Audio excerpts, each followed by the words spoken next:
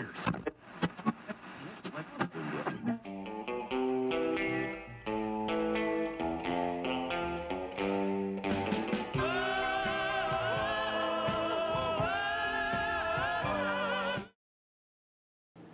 everybody, and welcome to Greg's Vintage Workshop, where I'm working to restore history one piece at a time.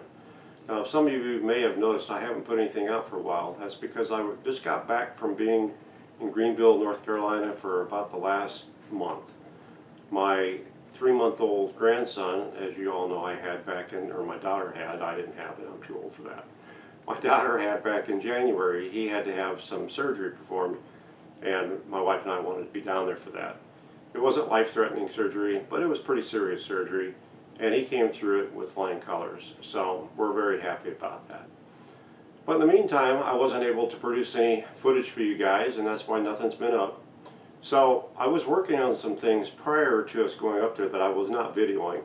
I don't always video record everything that I work on, but I did, and so I want to show you guys a couple of things that I am working on, and then I was going to show you our next project. So let me get that set up, and we'll come back. Okay, so you guys may or may not remember, but I think it was last year, year before last. I think it was year before last. I had gone to a guy's house in Davenport who had a bunch of old crap that he was trying to get rid of, and he had posted online a picture of a radio, and I'd asked him about it, and he wanted $5 for it, so I said I'd take it. So then he started asking me about some other things. After saying I'll take it for like 5 or 6 things because his prices were decent, I said, how about you just tell me you're at and I'll come and look at your stuff. So I did. And one of the things that I picked up was an old AM/FM portable 8-track player. It's actually portable or corded either way. Anyway, I had showed that before. Let me show it to you now, what it looked like before I did anything to it.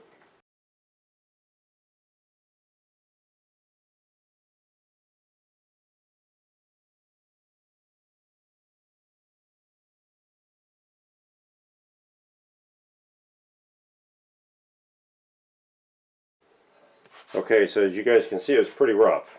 I had made a comment back then that I would do the radio section and leave the 8-track section for Ron C. down in Florida, and Ron has agreed to do that. So what I'm going to do is show you what I've done so far, and when I get finished with my piece, I will go ahead and send it down there to him so he can finish it, and then the proceeds, we're going to sell it on eBay, and the proceeds will go to St. Jude's Children's Hospital.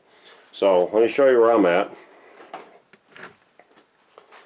This is the radio section, and as you can see, I've been working on it. I got it cleaned up quite a bit. Not only have I got it cleaned up quite a bit, it electrically I've gutted it out. And so I've got to clean this out because it had battery acid that had eaten up the battery section, so I've still got to clean that piece out, and I still have to recap it. I actually did get it working a bit, and let me show you the rest of it here. I can get this over there without everything falling off. So this is the radio portion of it here. And I've got to recap it, which you can see there's lots of caps in there. Hopefully I got you on screen where you guys can see this. But lots of caps in there I got to recap. So I'm going to work on this. This won't be videoed for you guys, but I'm going to work on this, get my portion done, and then the other portion, which is the 8-track piece, is this side here, which I've also been working on a little bit. I had it all apart because in order to get the radio section working, this section has to work as well because the controls are on here, the volume, the balance, and the tone. So I had to clean all those pots out. And so I had this apart and then I put it back together again. Now I'm probably going to try and do my best to clean up this outside case for Ron and fix these damaged dents, and I've got my chrome marker that I can chrome this back up with. So I'll probably clean up the outside of both sections and then put it together with my section being done, and then I'm going to box it up and ship it down to Round C. So that's that. Now let me show you what else I've got here.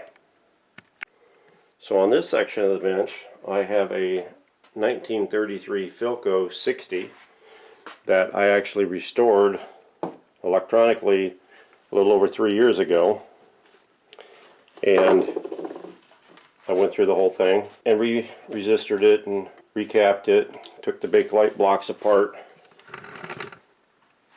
As you can see in there, most of the old dog bone resistors were in pretty good shape, and they still are. I was having a little bit of issue with it as far as volume was concerned, and found that the volume pot slash switch control is way out of whack. Why I didn't catch it back then, I don't know. I guess because I was starting in the hobby. But I ordered a new one. I've got a new one that I'm going to put in it, and I'll get this finished up. And you can see here, I got it all rewired. I had to repair the speaker. As you can see, lots of work on the speaker. I may go ahead and shoot paint on it. I don't know if I will or not. But it actually plays pretty darn good, other than the issue I was having with the volume control. So, since it's a combination volume control switch, I had to find it and order it, and so I've got it now. It's just a matter of me putting it in. I found one or two other resistors in here that I am going to change out, but other than that, it's done. And that's the other thing I was working on. You can see the power cord style that I put on it. I thought was closer to 1933 era maybe, so that's what we got on that. It's got a new dial on it,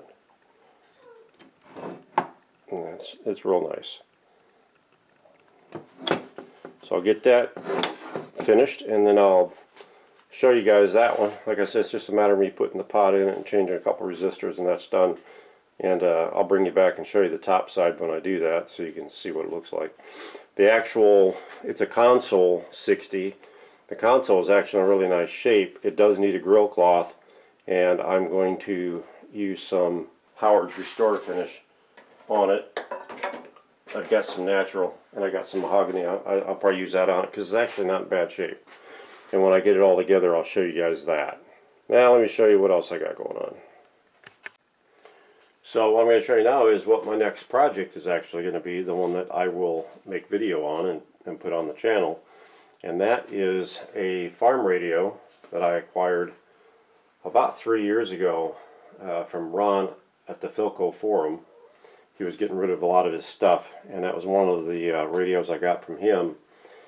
Cosmetically, it's in pretty nice shape. I haven't even taken it apart yet, but it's called a farm radio because it actually used a battery power supply. It had a 1.5 volt filament voltage, and then it had a 90 volt B+ supply. So I haven't done anything with it all these years because I didn't have a power supply for it. After watching Dave over in Australia do a power supply for a battery radio that he had, I decided that I could do that. So I went online, I started looking around, come up with components to build one from scratch, and I told Bob, the old note Bob. He found, and actually it's been done before, and he provided me a schematic for it. So I have the schematic right here, and I've acquired all of the pieces that I need to be able to do this, as well as I'm going to use one of Doug Moslack's designs for a cabinet for it. So I'm going to be building that, and I'll show you the radio. So this is the Philco farm radio. It's a model 41105, built in 1941. So unfortunately it has all the rotten rubber wire in it. That'll have to be completely redone.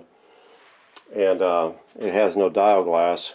I'm going to have to make one of those, which is not a big deal. I have made a dial glass for a similar radio to this. It was my console 41158 that I restored a couple years ago. Dial pointer's bent. I can straighten that. I can paint that. I have to probably see if I can get a new dial itself. Somebody chewed a hole in the center of it there. It feels like it's metal, but somebody did that. I don't know who did that, but they did. The buttons, the push buttons are actually in really nice shape. They're not missing. All the knobs are there. The decals are there. It looks really good. Like I said, from a cosmetic standpoint, I don't think I'm going to do anything with this radio short of seeing if I can get this and putting a glass in it. But the rest of it I think is going to clean up really, really nice. So, I mean, it's a pretty good size radio, as you can see from the size of my hand next to it. Let's turn it around, you can see the inside. And again, the sides are nice. It's got some cracking on the top, but you know what? It's old enough it deserves to have some cracking somewhere. So, that's the inside of it. How well you guys can see that. Let's see if we can zoom in a little bit.